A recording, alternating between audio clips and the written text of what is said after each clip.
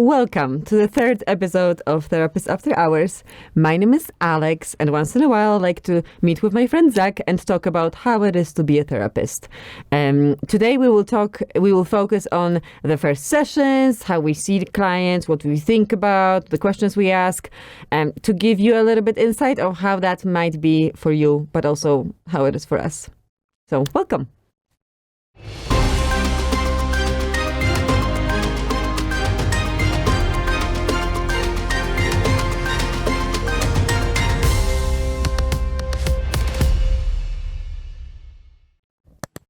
Hi.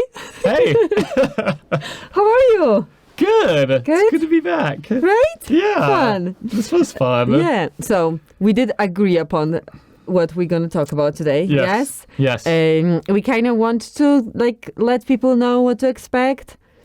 Yeah. Right? When they think about going to counseling, think about therapy, before they're going to come. But we also want to keep it therapist friendly. After hours.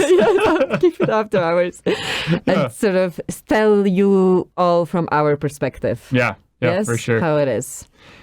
I get nervous before a first session. Right. I don't know about you, but thankfully the secretaries at Aspire, they send an email with a brief summary. Already? So usually I just review that before I see people. Mm-hmm. But yeah, I look at their summary of why they're going, and then I look at their birth date to kind of know about how old they are, and then I just pump myself up and just go. But yeah, it's nerve wracking a little bit. Yeah. Yeah. I feel like I like first sessions. Do It's you? sort of sort of like an open book, fresh kind of, experience. I'm very curious. Curiosity is I think my main thing about therapy, right? Yeah.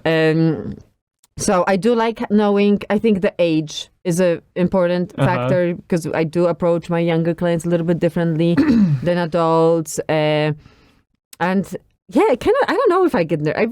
Depends, I guess. I think it depends more on if I'm nervous or kind of, if it's been a hard week and I'm tired.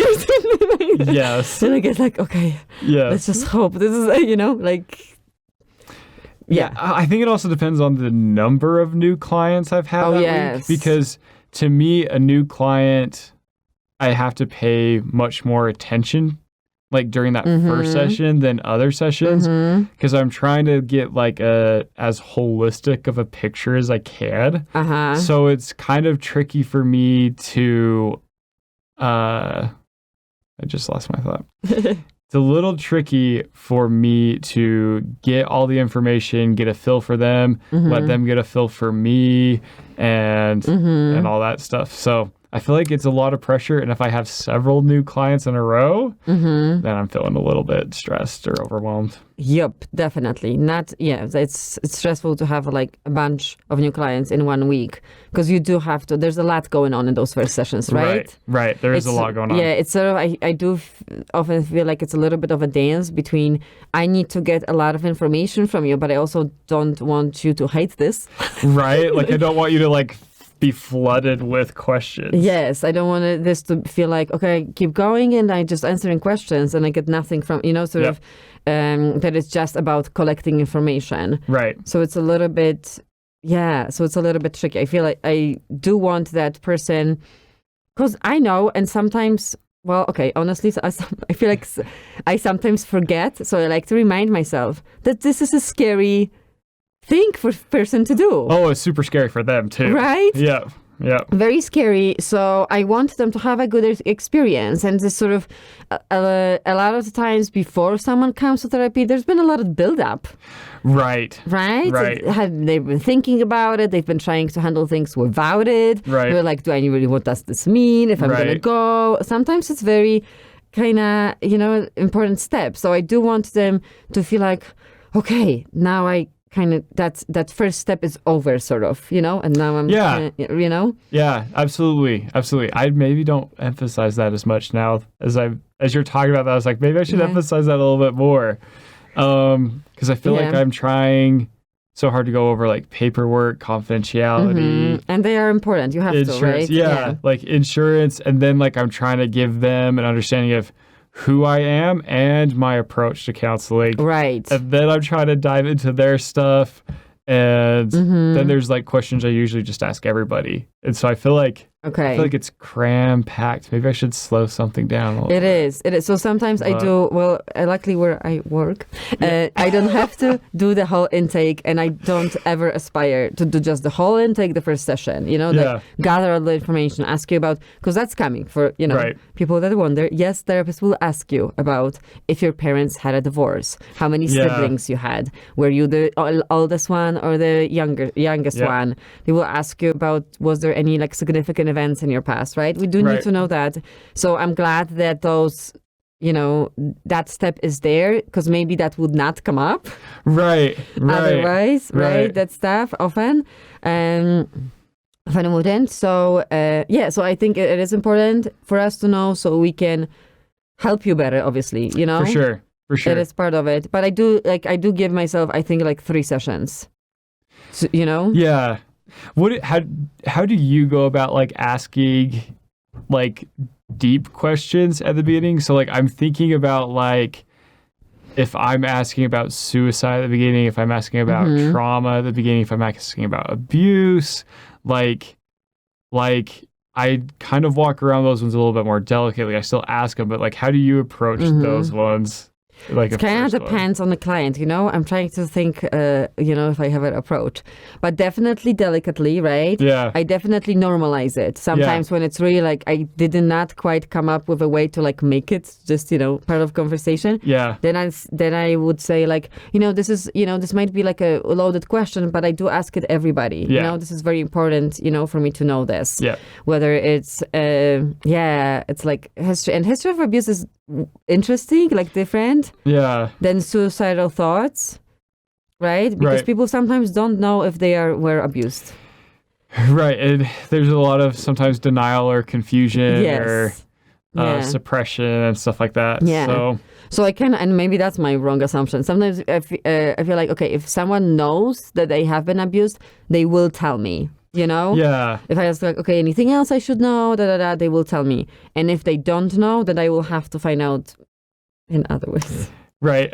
It just kind of can be a shocking moment sometimes when you are like, do you realize how traumatic that was for you? And yes. Like that shock look later on. Yes, right. And oftentimes isn't that, well, again, that kind of depends on the age of the client and the context. If they're out of the context of or abuse, that might be extremely validating and freeing. It's, right? It's sort of like, really? Right. Like, really? So I'm not crazy? Like, yeah, that was crazy what happened to you, but you're like pretty much a human. So. Right. Right? Yeah. So those kind of do come up maybe later. But in the kind of at the beginning, when why would they tell me, right? They just met me. Right.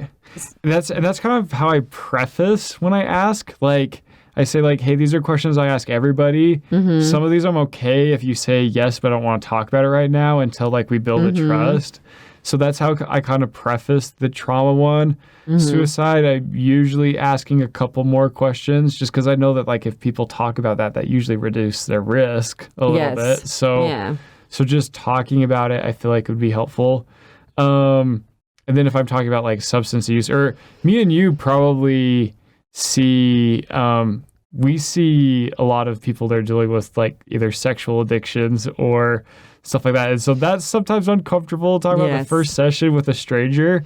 So sometimes that stuff I'm like, I just need to know generically, we can talk about it in detail when you're feeling more comfortable with me. Not that those things will necessarily ever be comfortable for them. Yeah. But like, I don't know. That's I kind of approach those that way.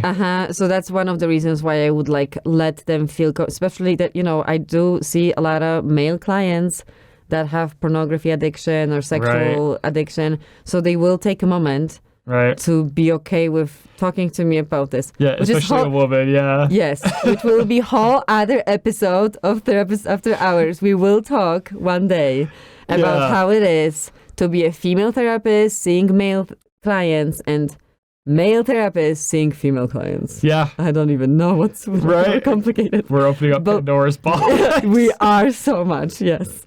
But it's said now, so we will do it one day. Because it's, I don't know. And it's like, I feel like it's stuff that people would not think about typically, that complicates that relationship, right? For sure. But it's a factor, for sure. Yeah. Gender is a factor. Yeah.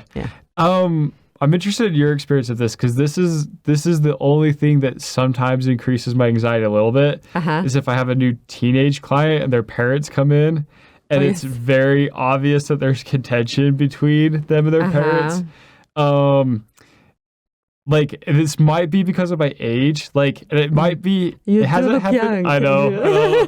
I look like I'm 12, but it's gotten a little bit better, like maybe the past year, maybe just because I'm losing hair. Just wait for the gray hair to come in. I was going to say, my supervisor said, people will respect you more when you start getting your gray hair. So thinking about putting silver streaks in my hair or something. Yeah. But yeah, I feel like it doesn't always happen, but like I feel like sometimes I get this look from parents that's like, ooh, he's the same age as my child. Can he actually help my child? And then I get almost the complete opposite reaction, like, oh my gosh, you guys can connect so much because you're younger. Oh, that's right. Yes. So that's the only thing that makes me somewhat nervous. So I feel like I have to always like diffuse the tension with joking about my age, like to like help put people at ease, but then help just acknowledge like if I'm sensing that they're uncomfortable with my age. But I don't know if you probably don't experience that. Well, I'm older, man. I'm older. Sorry, that was probably really rude. So thanks. I didn't mean it rude.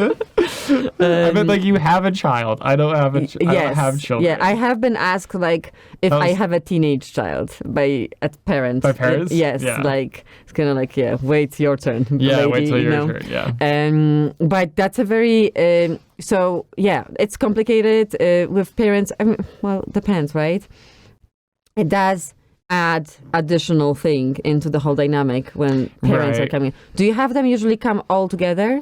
I prefer them all to come together because I want to establish trust with everybody. Yeah. And I feel like if it's just one or the other, sometimes like there's distrust created. So I want to establish the ground rules, the boundaries with everyone at the beginning.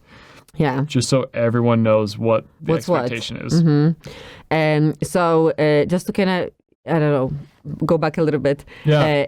I do believe very much if there is like any kind of, if you sense them being uncomfortable about anything, bringing it up, right? Like definitely diffuses. Absolutely. I have an accent. Yeah. Sometimes I get to say it, like, mention, or they ask, or I tell them like, if you have any questions, I'm not trying to be secret, don't talk about myself just because it's your time, not because I'm trying to hide something. Right.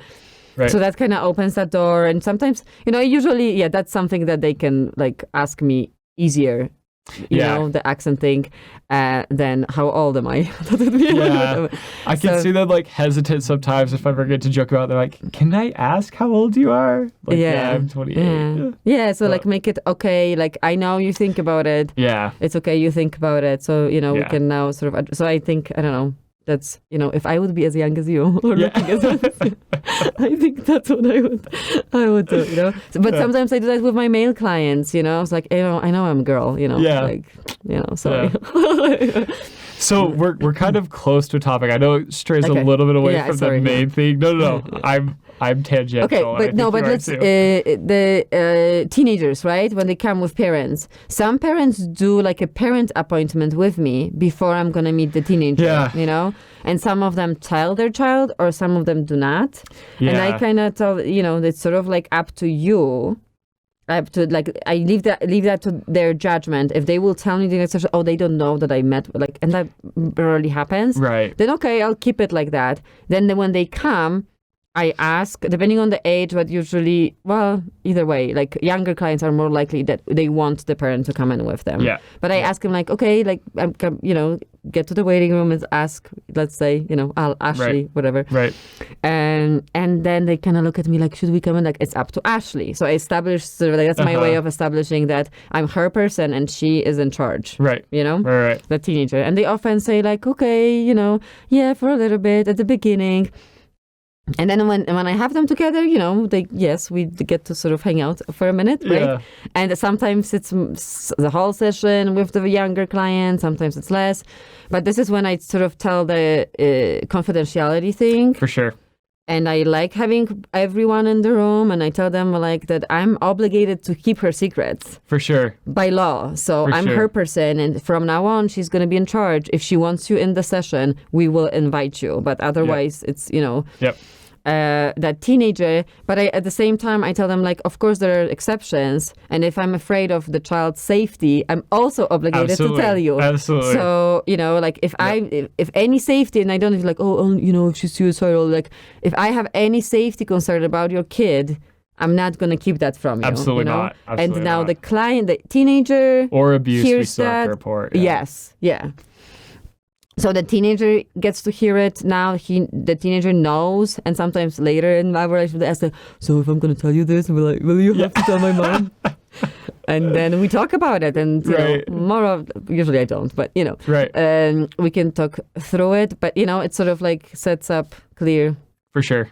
Sorry, did that answer your question? Yeah, it definitely did. It definitely did. So sometimes I do see parents before the kid, but it's usually I make it clear that from now on, I'm that child's person. Yeah, it's tricky for me. Like, there are cases where I see the parents first, but my preference is everyone's in the room to begin with, and I know that means that mom and dad might like feel threatened a little bit, because if they're not comfortable with counseling, or they're not sure what counseling even is, that can kind of put their defenses up to begin with. They don't want their child with somebody who's gonna twist their whole worldview and stuff like that, which I feel like is never my perspective. I try understanding their values, their rules, and helping them live their life according to those. And then if there's certain rules that might need to adjust, then like talking about that specifically with mom and dad, that like you might want to consider this because this is the consequence that it's kind of bringing out.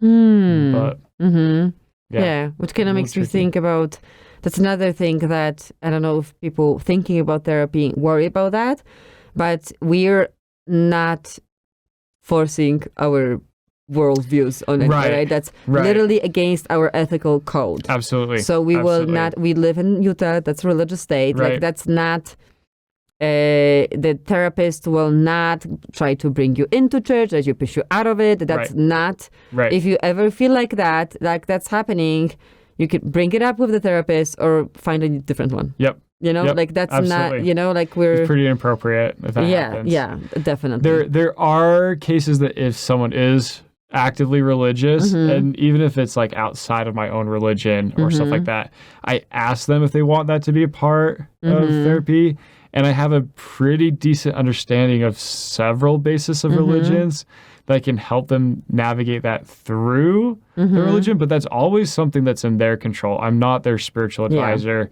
or their religious leader. So if they want that to be involved and that help them feel comfortable, then let's do it. If not, let's not do it and just not talk about it. But. Yeah, absolutely. And it definitely can be a part of that process, can be involved, but this is going to be up to the client. Right. 100%.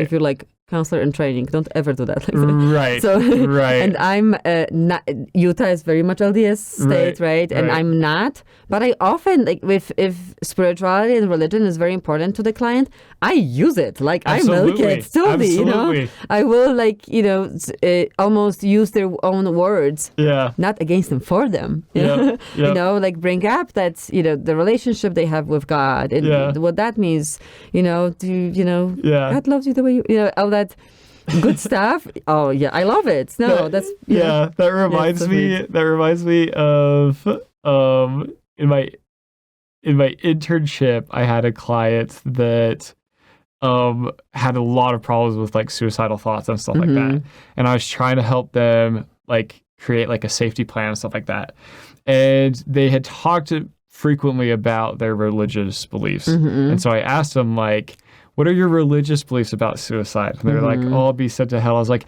yeah, let's put that down. It's not something I believe personally, but I was like, hey, if you believe that, like, let's just throw that in there.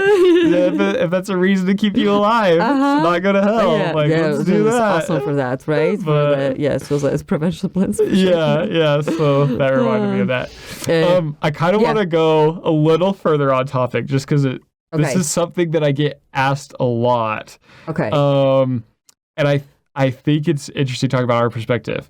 I frequently get asked by people, how can I help marriages, or how can I help teenagers or kids if I haven't had that experience, or like if I haven't had troubles with drug addiction or whatever, how can I help that? It's a lot easier as a therapist. I think people realize, like, I don't know what your experience is, but like, it's really easy to see where things go wrong. Like, regardless of like my own marital status or like my own status of having kids, it's very easy to see where messages are missed, where the conflict is. And so like the more people that are in the room, usually it's easier to identify the problem. It's also just harder to resolve.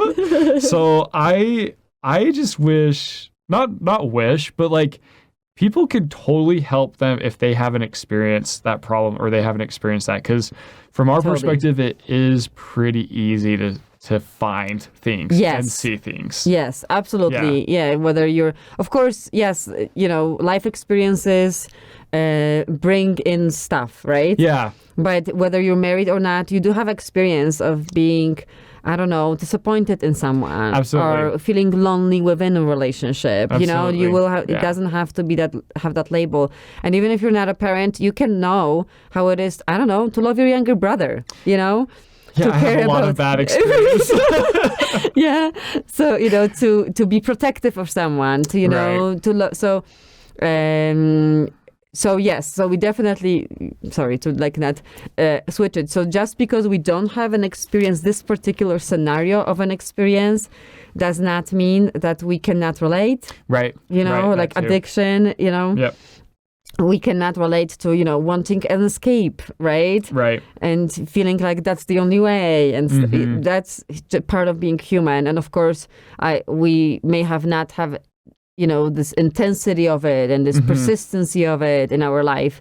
But we can get there with you. And also, just when I see clients that their experiences initially feel so foreign, that you get to tell me about it. You get to really dive in and explain to me. And that alone helps, Yeah. Because I will want to, I don't know if people, in client's life will be as interested, I hope, at some point, someone, right? Right. But I will want to know everything about your experience. Yeah. In that context. Which I think brings up a good point, because I think sometimes we get a bad rap as counselors that like, we just ask questions, we just listen, and we're not really doing anything.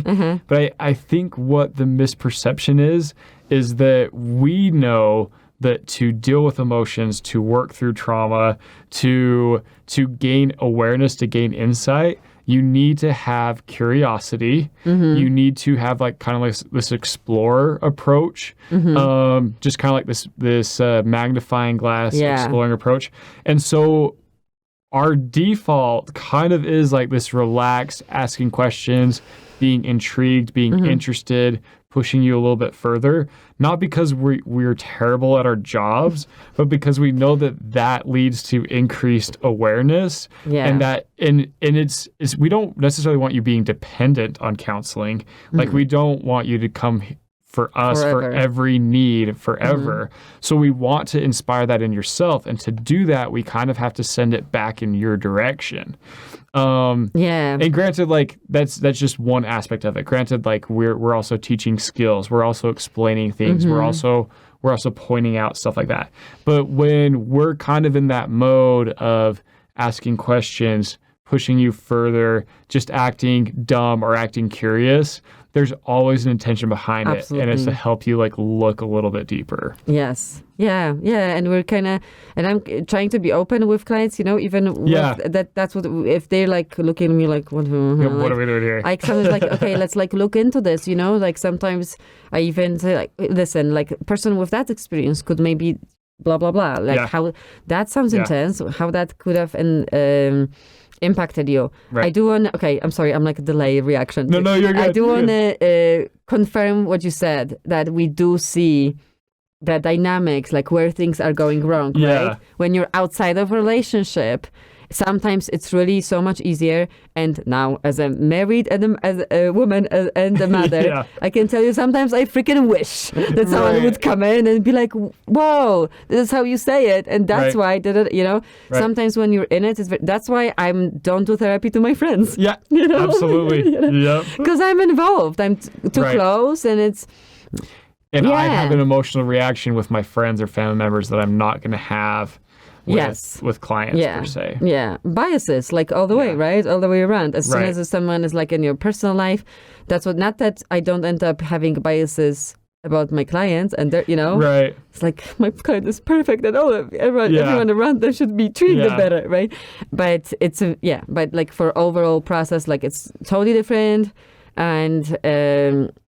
And yes, you can see, thinking from both perspectives, there is, like, I don't think that someone that is not married cannot see something in a dynamic between me and my husband, Right. Yeah. Anything else about our experience with, like, a first session? I don't know. They're like really all different too, right? Right.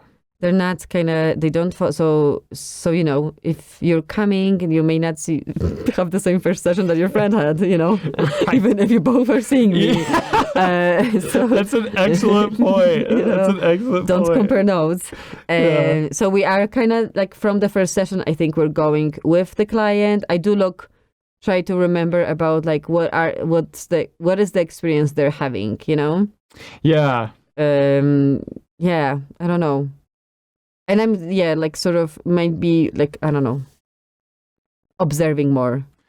For sure. Right? Yeah. So what could people expect from like the client perspective for their first session? Oh, like wait, the client's coming in for the first session? If the client's coming in, what should they kind of expect? What should they like look for, be prepared to do or whatever? Mm-hmm. Everything. A lot of talking, right? A lot of talking. Yes. A lot of talking. They don't, like, I'm thinking now about some clients that hate that part, right? Right. It's like, I told you, and now you tell me what to do, So they're super uncomfortable talking about themselves. So, so that will get pushed. Yeah. Right? It will. I'm okay sharing, like, I'm okay talking more with, myself if you're super uncomfortable. But that's, you will need to talk. Right. If it's a good idea, okay, for clients that coming in first, keep in mind that you cannot hurt therapists' feelings. Right. Right? Right. You really can tell them anything. You can come in and tell them, like, I really hate being here. Like, I did not want to come. My wife made me. Yeah. Or like, and I my hear that parents. A lot. Right? Yes. I hear that a lot from teenagers. Yeah. Like, I don't even have to be here. Like, so be like the teenager, I guess. Yeah. Right? Yeah. Like, you don't have to, like, filter yourself. It's really like, right. If you find yourself filtering and you don't want to, it's okay to say, like, I don't want to answer this question. I don't know you. Yeah. Which I think brings up a good point that, like, it's not really easy to offend me outside of counseling, and it's near impossible to offend me in counseling. Yeah. And so this is about your health. Like, and so I think that's something that's misperceived, particularly first time with counseling, is that people aren't really focused or paying attention to their mental health. Well, they are. They just know something's off. Yeah. And so they go to a counselor or one of us, but but there's a lot of factors, like the main one being like you have to connect with your counselor. And so if you're not going to connect with me, it's not going to be offensive for me to tell you that, or you to tell me that, because it's about your health. Like you're in charge of your health, and you should be getting what you need for your health. Also, like, could I help with some aspects of what's going on with you and not others? Like, probably. I definitely think that's the case. I'm not the perfect end all be all. This close though. I'm almost there. Almost there. Not quite. But like, it's just like, what am I trying to say? Just be willing to stand up with what you need for your health. Totally. And be committed to that.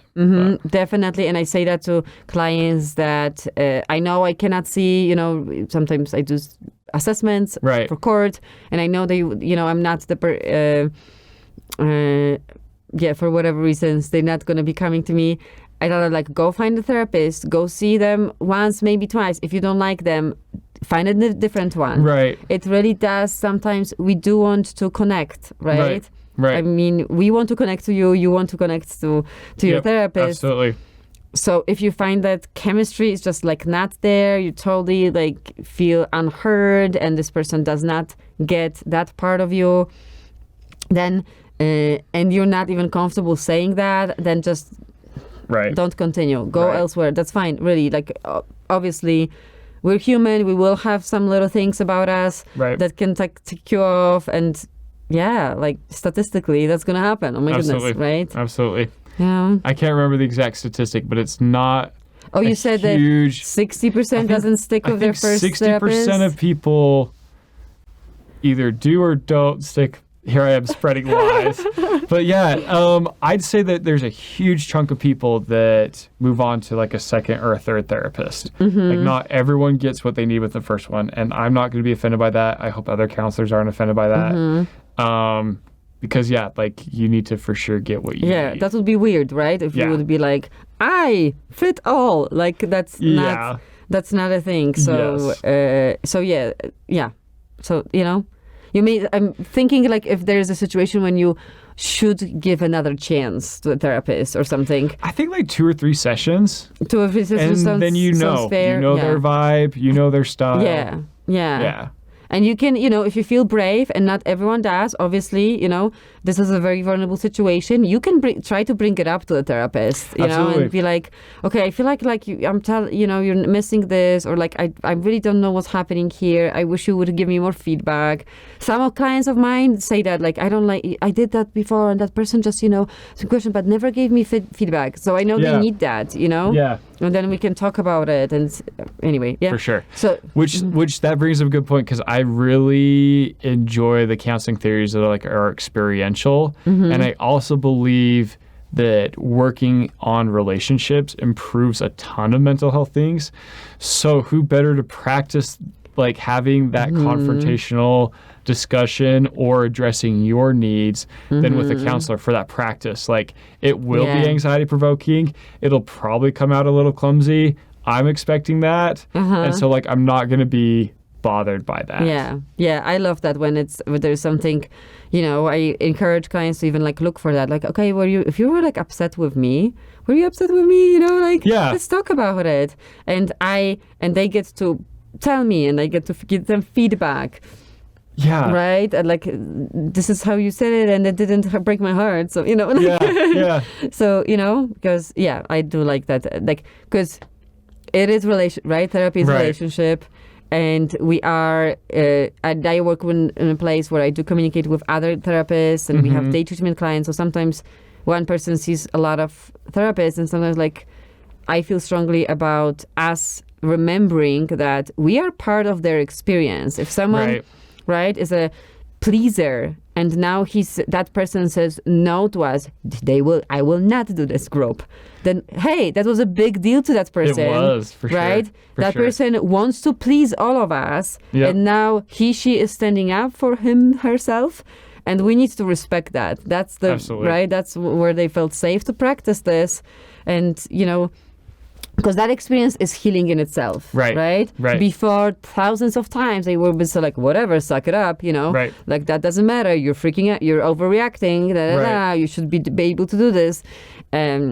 So this is an opportunity for the client to say no, and everyone will be like, okay then. Yeah. So, which when I was working in that type of setting, if ever other clients talk to me about other counselors, I said, well, that sounds like your issue to address with that counselor. Yeah. Like, and that gives you a fantastic opportunity to address that. And I know that some did that with me. And I was very grateful for that. The other aspect of this is I'm a very big believer in being able to manage emotions, deal with emotions, express emotions in healthy ways. And a lot of us do not allow ourselves to feel anger, which I feel anger is an important emotion. So I'm also fine with my clients being angry at me, even if they logically know it is for their best mental health. And I know it's for their best mental health.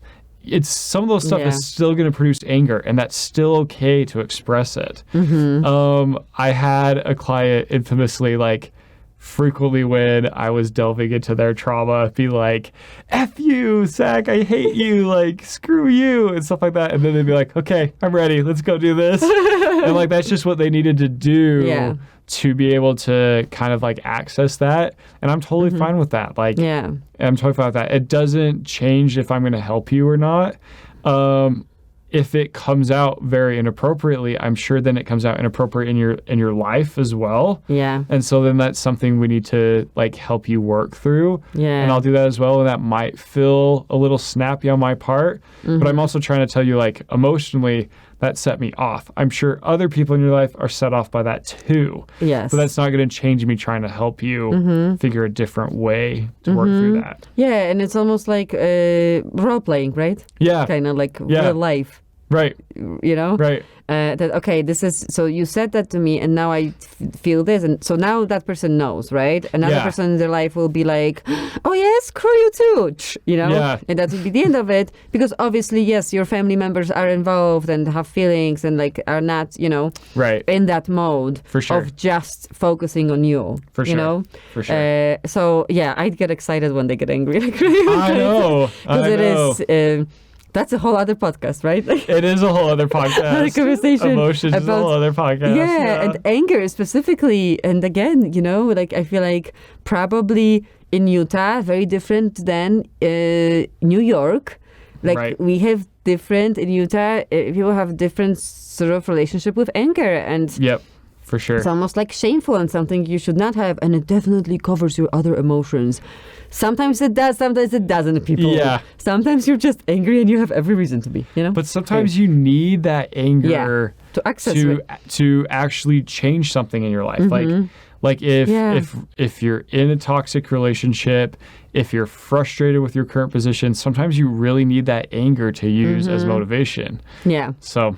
yeah. I know, like, I totally sidetracked us a ton. I know, sorry. No, I totally derailed this, but I feel like this is a really important conversation to have is like me as a therapist, like, I want you to be able to express those emotions that you're not comfortable with. And even if that's how it does tie into first session, which, like, we were kind of talking about, is like, if teenagers say, well, I don't really want to be here, I don't need to be here. Great. Yeah.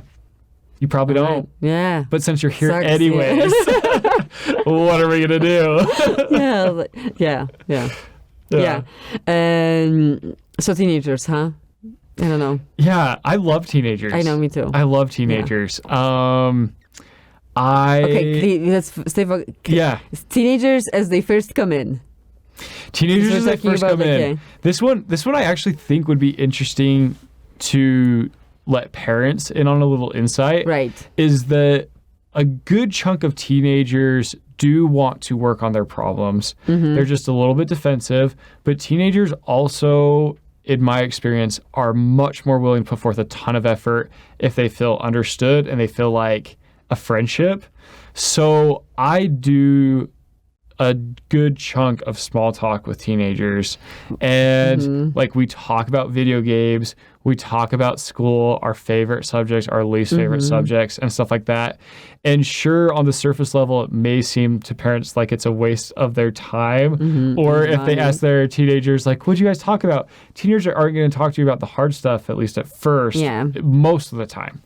And so they're going to say like, oh yeah, we just talked about like, movie or something. Movie. Yeah, we just talked about our favorite movies. And you're going to be like, what? I'm paying money for this? Money for this? Did you just talk about your favorite movie? But like there usually is a very specific method for it. And some teenagers, if they're a little bit more guarded, might need to feel a little bit more understood. And so talking about things they like, even at the beginning, talking about video games, their interests, their hobbies, and stuff like that, and finding like a common ground, common connection, seems like small talk, but it goes a long way so that they actually want to come to counseling, and then they feel much more comfortable and understood when we hit on the hard things, or if we give them kind of like some tough love that like, hey, like when you say that type of stuff, it comes across this way, or when you interact with people, it comes across this kind of way. Yeah. So that stuff is really important. I feel like sometimes it's a little bit misunderstood, but it's pretty important. Yeah, definitely. Yes. So yeah, definitely more kind of those type of conversations with teenagers, because they do need a little bit more to feel safe. I don't know, you know, like they, unless you're an adult, you really don't have much control of your life. You know, like even a teenager, yes, they're gonna like mouth off and stuff. They still, depend on you a lot, right? Right. They're not in charge. You pick your job mostly, right? Like if it sucks, you're gonna change it eventually. Teenager is like in the school that parents picked or whatever is they have so much less control over what's going on in their life, and their inner life gets very complicated. Right. And other teenagers are cruel at school, so they have they're dealing with a lot. So I think the more respected they can feel, and the things that are important to them, they get to talk to us about. I think it's necessary. Like it's really, and they deserve it. Like they really, right. That's, I don't know, sounds silly, but they really. Unless, they will be able to tell me about, I don't know, boy drama or whatever that's what it's important to them. Yeah. Like, I'm not going to judge that. Like, it is important. Like, that's their world right now. Or like the friend groups, drama and the dynamics. Not to mention middle school, high school, that's freaking complicated. Yeah. Like, it's really, wow. I would not want to, like, it is. They deal, oh gosh, all these social groups and wow. So anyway, so they get to have that safe place where I'm not going to, try to fix it for like, oh, I can't believe you let that friend talk to you like that, Yeah. So definitely that's going to happen. Sorry, parents, but that. Right. Like, it's definitely part of the process. Yes. And I find that gets them to work with me where I'm like, hey, let's jump in. Let's jump in here. So how was that for you? Yeah. And then they're like, whoa, here it is. Yes. And it's sometimes shocking. Like, I have to say, like, okay, like from therapist's perspective, it's sometimes. Okay, sometimes I want, right? Like, it's kind of like, okay, wow, really? This is like, are we ever gonna get, like, is this what we always will? And then one day it just comes from nowhere, Yeah. And they just like literally talk about that stuff for the first time. Yeah. So, I do trust that process, I guess. For sure. Pretty special moments when that happens. I know. Yeah. That's why part of the reason why I like working with teenagers. Because this is like first time someone like listens to them, Yeah. And first time they kind of like, I hear that from teenagers. I hear like, wow, it feels good to talk about this. I'm like, I know. Right. Yeah.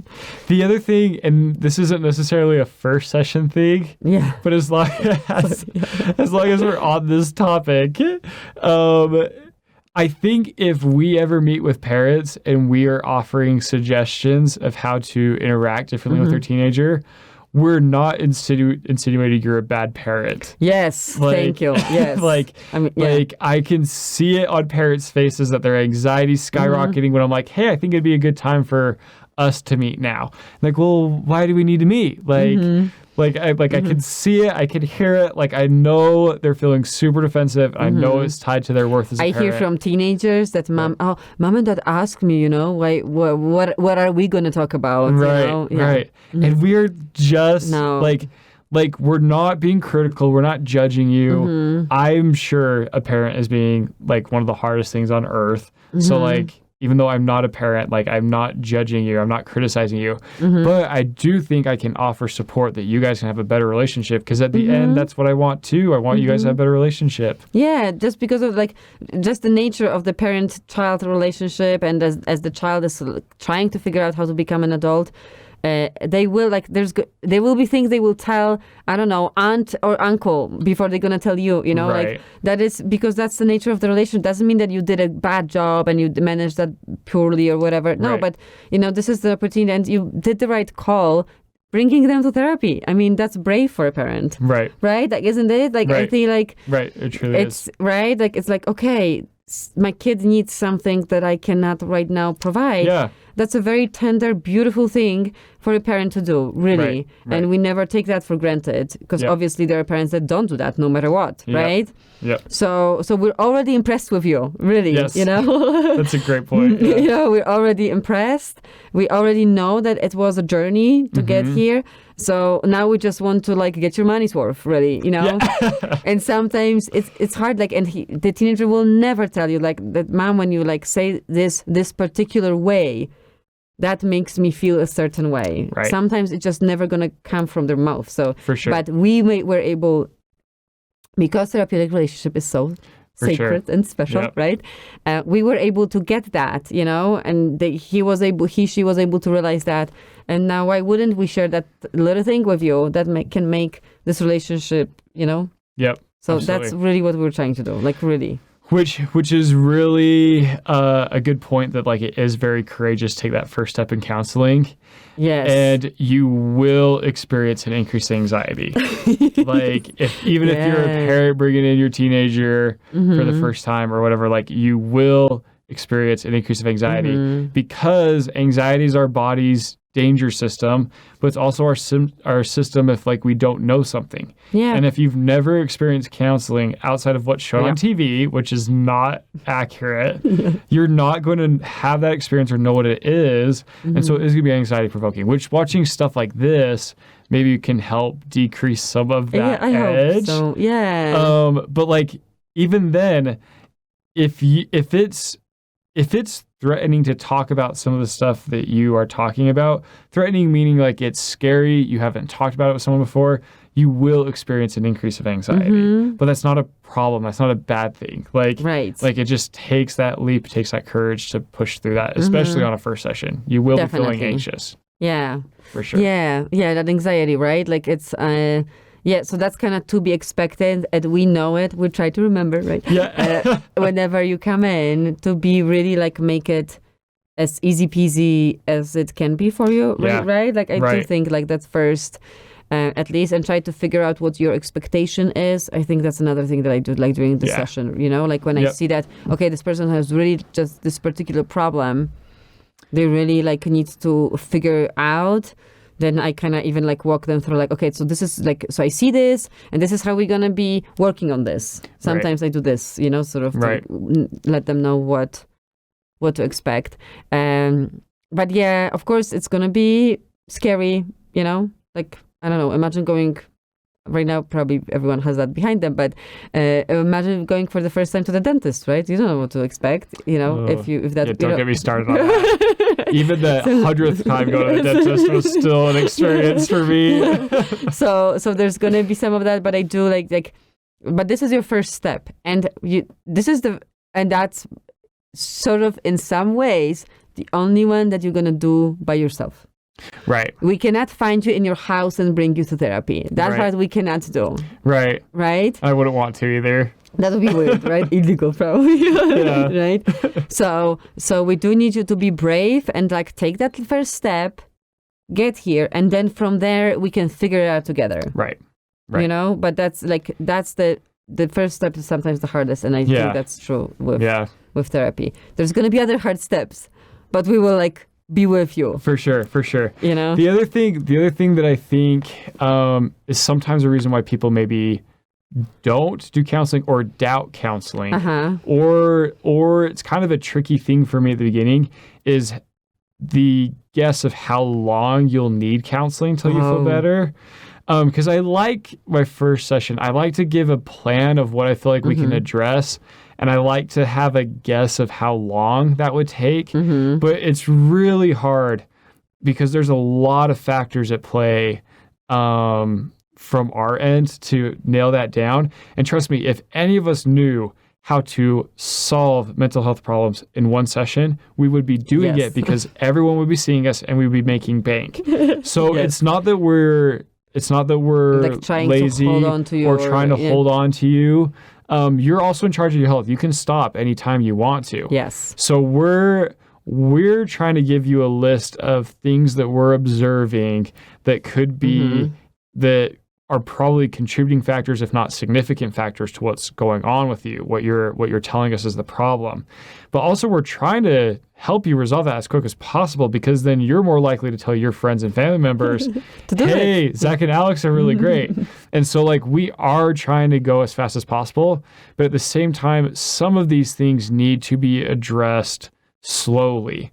I do think a huge chunk of people's problems, they need to slow down and evaluate them slowly. So it's kind of this paradox that I'm stuck in, that I want to give you kind of a accurate time frame, but also like there's not an exact way, because you're an individual in your own environment with all these different factors, and they probably play a bigger role than you are aware of. Yes. So yeah, I have to tell you, like, I never give a time frame. Like I don't think I ever, you know, like I do sometimes. I do sometimes, really, but sometimes like, I'm just like, this is what we need to work through. I do try to definitely do the thing like, okay, so this is what we can talk about. This is what we can do. This is what I see. I do, like, you know, I'm very transparent with my clients, you know, especially if they ask like, so what do you think, you know? Yeah. Then I will tell like, okay, well, this is kind of, you know, like I can see how that may, you know. And so I do try to keep it like open communication about like time frames, but I don't think because it's scary, because there's so many factors. There is a lot of factors, and you don't know, and some people really are shockingly fast at working through stuff. So like they're just coming so ready. They already like did some work, some introspection, and then they just kind of feel stuck.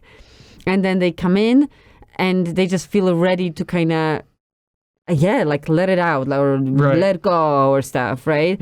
And that's like, wow, okay, I thought that's going to take us months, but that's cool, you know?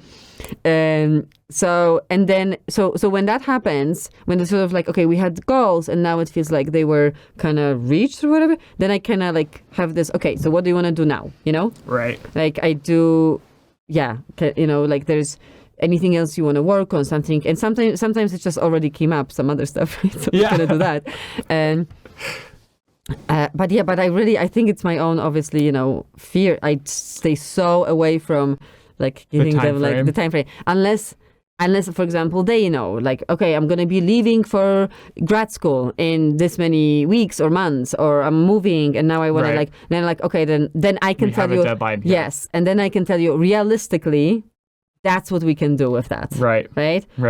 I often have some clients, like they've been coming for a while and then they come every other week. And I also tell them, like, okay, realistically, that's not going to be the same. But all right, let's do that. And it's going to be up to you. And if you feel, you know, you have to come back more often, we do, you know. So we keep that, I do keep that communication open.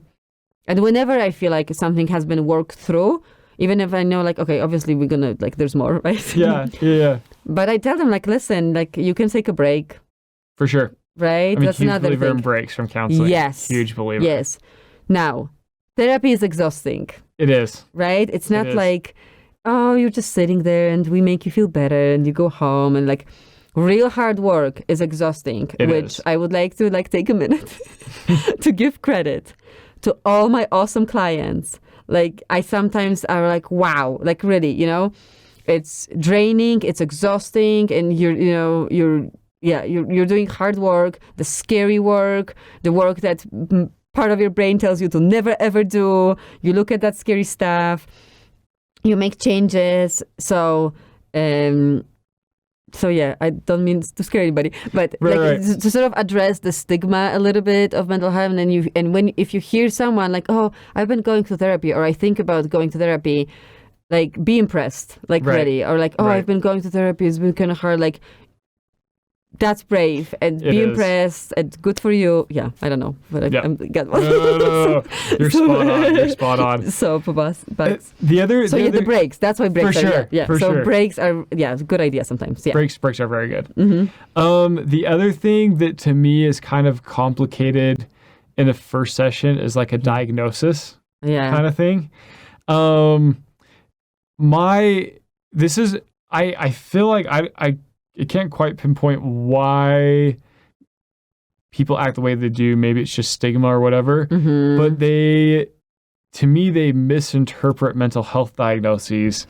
And I feel like you should really look at it very similar to like a physical health or a medical kind of thing. Like there's sometimes like a flu that lasts like a week or 2 weeks or whatever. Like there's some things that last like a year or a couple of years, like maybe like more trauma related things or personality disorders. Sometimes it's hard for us to nail down things exactly. Like it's like for me, and I don't even necessarily love diagnosing to begin with, but some people need that to put a label to it, to understand it.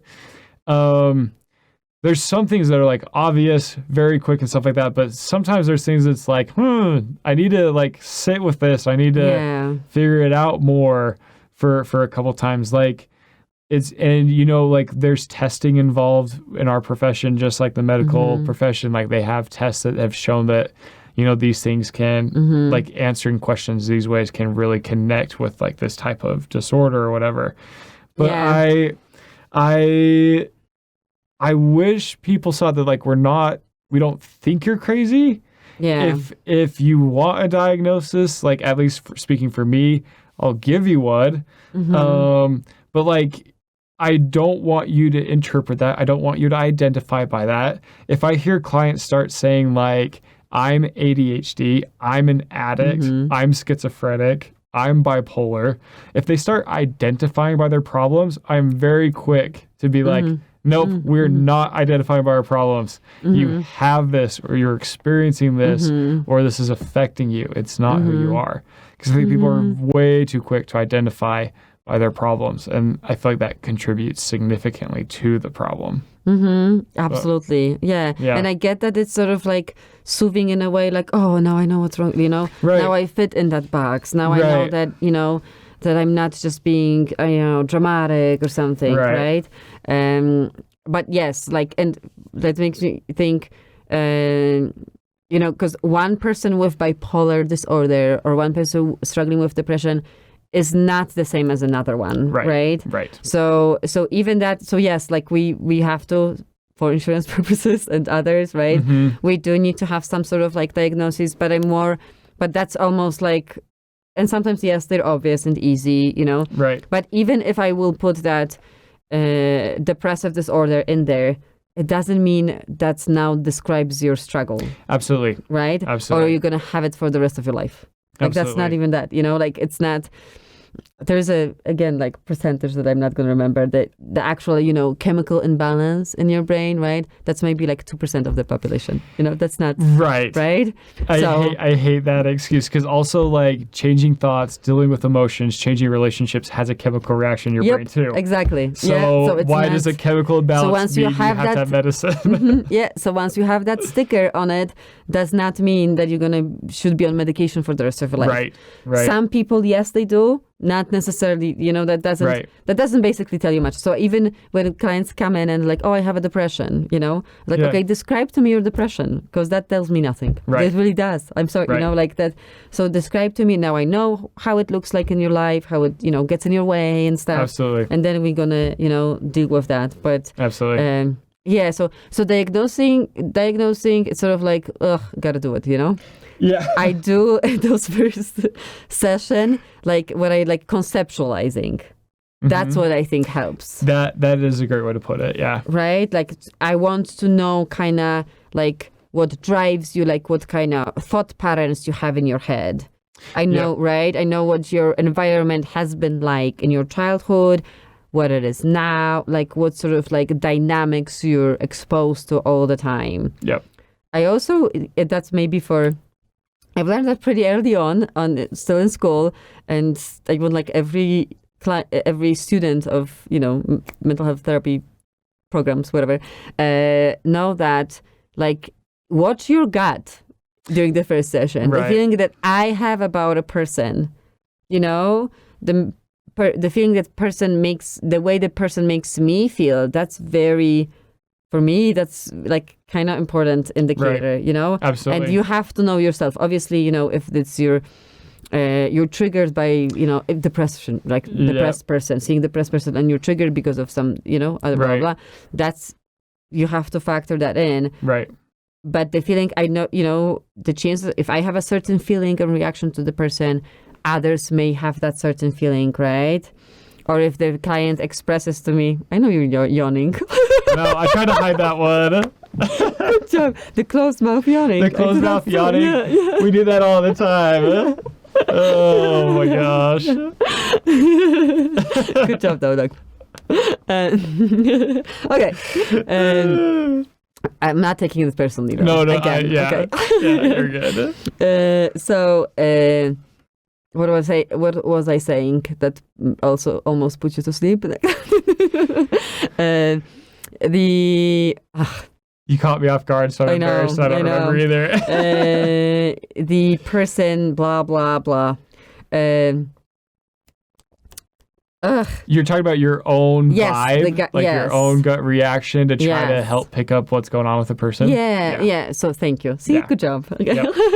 Yep. So if a client makes me feel a certain way when they're in the room, the chances are others get the same feeling around them. Yeah. Right. Or if there are certain things I'm noticing immediately about them, chances are they get that too. And sometimes I share that with clients, especially, I think we talked before about those clients that kind of are getting almost like stuck with their self-image from like a while ago, and now they really have grown and changed and stuff, right? Like whether through therapy or necessarily. So I like to like when I'm enjoying blah blah blah, or my socially anxious clients, it's like, dude, you have perfect social skills. It's fine. You can go out there. You'll be fine. I'm not worried about. So I tell them like I never feel like like I have to work hard to talk to you. For sure. Stuff like this.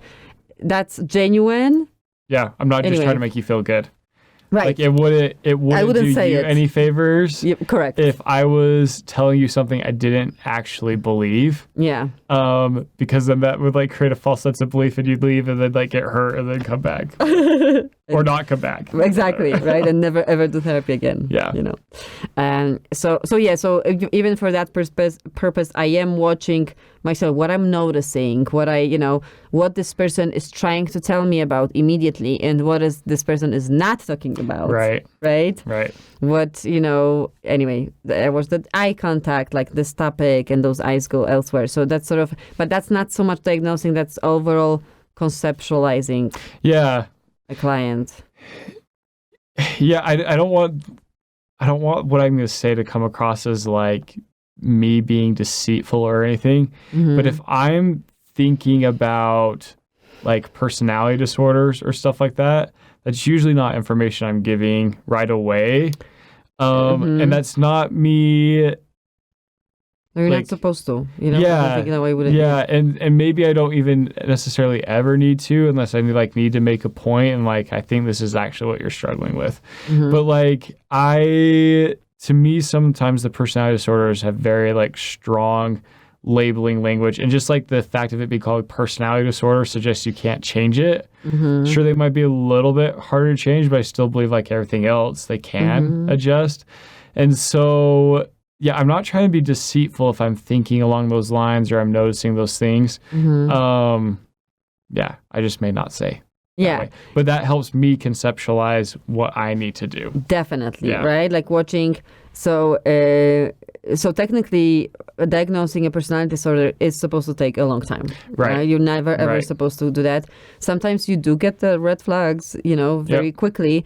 But I don't think that would be appropriate to share with a client. Right. Like the relationship has to be there. They kind of have to want to know that, I think, but yeah, kind of important. And also, like, personality disorder and other things, I feel like there is a spectrum of that, right? Yes. So sometimes, I recently told that to someone, like, sometimes dependent personality may end up looking like having a traits of narcissistic. Right. So those traits so sometimes I'm far from diagnosing personality disorder because as long as you're in this toxic relationship, you're going to be looking like a personality, Right. So sometimes that's sort of like, okay, underneath this trauma, I don't know yet. Yes, there are things looking. If you would take a test, you would probably score, within that personality disorder range. Yeah. But it may have come from, from actual trauma and stuff. For sure. Yeah. For sure. Could be lots of reactions. Yeah. Lots of different things. Yeah. The other thing for like a first session that at least comes to my mind for clients is probably checking with your insurance or checking if counselors cover your insurance, or like, probably like the best counselor I know that's out there only takes private pay. And so like, if that's what you want and that's what you're looking for, try budgeting for that, try planning for that. And then another question to address is, how do you know if you should like seek out counseling? You're breathing, you go to you're breathing, you go to counseling. Yeah. I do, like, honestly, like, I often laugh about it, but I do believe that everyone deserves one, just to sort of have that space where you work through things, right? But seriously though, right? Yeah. Definitely if you're going through hard stuff. Yeah. Right? I do like seeing the clients in a transition stages. They either like just went through a divorce or think about divorce, and it's sort of like scary and graduating high school. Coming back from a mission. Huge adjustment. I probably definitely had a moment of anxiety depression during that time of my own life. Yeah. Or even, after a happy, like, you just got married and it's not what you expected. And so come talk to someone. Right.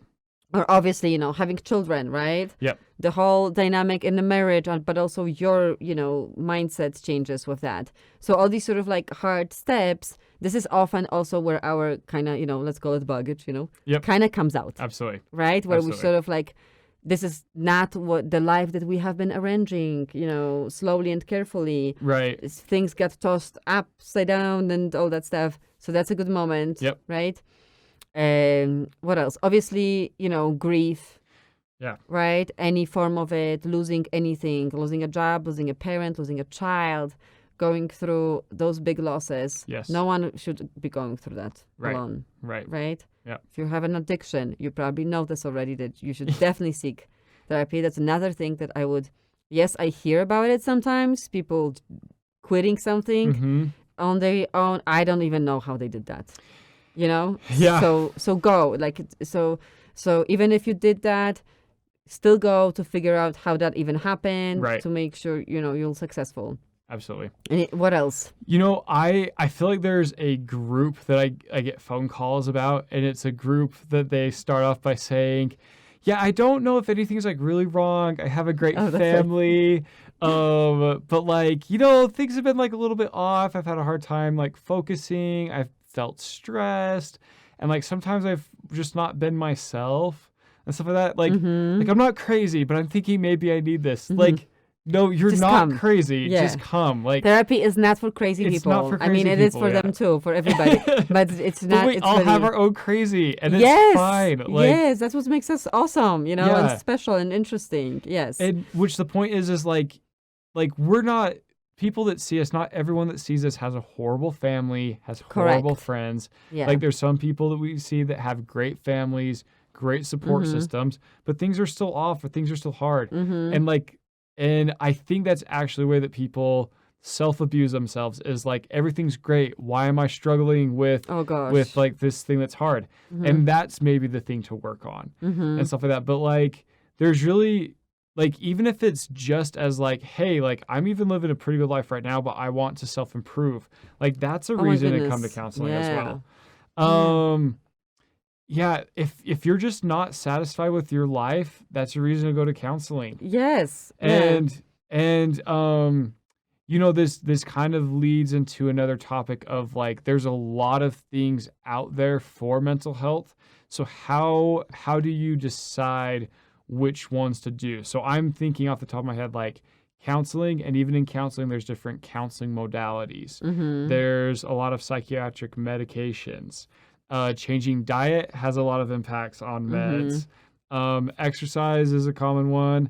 I'm a huge proponent of yoga. I'm certified and obsessed with neurofeedback. There's like residential or inpatient treatments. There's hospitals. Sorry, I'm like going through the whole list, but and then there's electroshock like therapy or yes, still going on, you guys. Yeah, stuff like that. Still an option. So, what for you would be the order you feel like would apply to yourself that you go through, or like the order you would suggest to people to try out? Okay, so I might be biased, of course. You know, absolutely, right? Yep. But I would say yes. Just come talk to me, and we'll figure it out. Of course, I'm not.